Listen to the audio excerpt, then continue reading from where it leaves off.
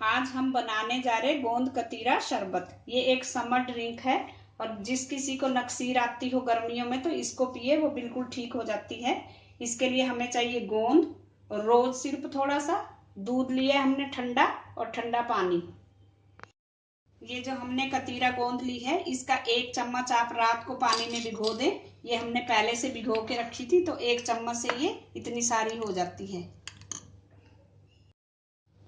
अब हम सबसे पहले गिलास में डालेंगे 2 चम्मच कतीरा गोंद।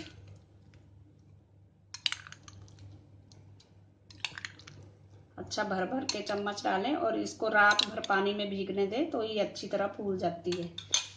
अब इसमें हम डाल देंगे थोड़ा सा रोज सिरप। अगर आपको डायबिटीज हो तो आप रोज सिरप ना डालें, वैसे ही दूध डाल के इसको पी सकते हो। अब ठंडा दूध डालेंगे, थोड़ा सा ठंडा पानी डालेंगे।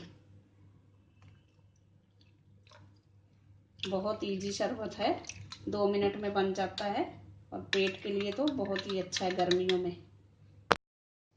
इसको अच्छे से चम्मच से घोल लें। हमारा गोंद कतीरा शरबत पीने के लिए तैयार है। Thanks for watching. अगर आपने मेरे चैनल को सब्सक्राइब ना किया हो तो प्लीज कर दीजिए। Thank you.